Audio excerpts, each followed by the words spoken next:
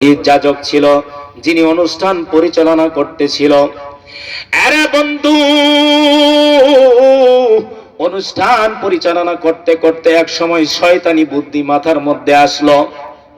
একটা কোরআন শরীফ নিলেন, ওখানে একজন ক্যাপ্টেন ছিলেন, যিনি হলেন মুসলমান। ডাক দিলেন, ক্যাপ্টেন এদিকে আসো। ক্যাপ্টেন যখন তার কাছে আসলো, আসার পরে ধর্মদ্রোহী যাজক তার হাতে কোরআন শরীফটা দিয়ে বলে, 14 নম্বর পারাটা খুলে ফেলো। 14 নম্বর পারা খোলা হলো। বলে 14 নম্বর পারা খোলার পরে এবার সূরা হিজরের 9 নম্বর আয়াতটা বের করো। 9 নম্বর আয়াত বের করা হলো। বলে তেলাওয়াত করো।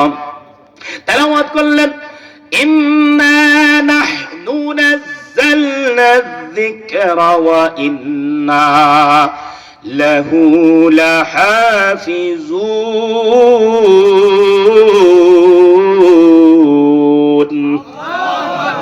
আরো জোরে বলেন, এরা আল্লাহর গোলাম।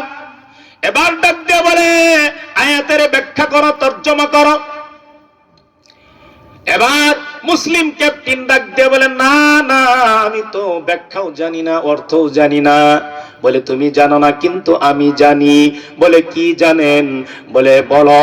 এই যে তোমার আল্লাহ এই আয়াতের মধ্যে বলেছেন, ইন্না নাহনু নাযালনা যিকরা, নিশ্চয় আমি এই কোরআন শরীফ নাজিল করেছি, ওয়া ইন্না লাহু লাহাফিজুন, আর এর হেফাজতের জিম্মাদারিও আমি নিয়েছি। আল্লাহু আকবার।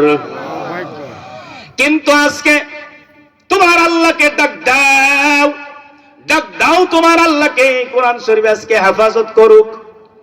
ডাক দাও তোমার আল্লাহকে হেফাজত করুক। তোমার আল্লাহ সৃষ্টি করেছেন, নাজিল করেছেন, নাজিলকারী কোথায়? হেফাজতকারী কোথায়? ডাক দে। এবার কোরআন শরীফটা টানিয়া ছিড়িয়া, বন্ধু এই কথাটা যখন আমি পড়েছি, মনের মধ্যে এত ব্যথা লাগছে। যে কোরআন নাজিল করেছে আমার নবীর উপর, ওই কোরআনটাকে টান দিয়া যখন ছিঁড়ছে, শুধু ছিঁড়াই ক্ষান্ত হয় নাই, 30 জন নর্তককে নিয়ে আসছিল, যারা উলঙ্গ অবস্থায় নৃত্য করতেছিল। এই সমস্ত নর্তকীদের পায়ের নিচে কোরআন শরীফটা ছিঁড়ে ছিঁড়ে যখন টেল দিছে,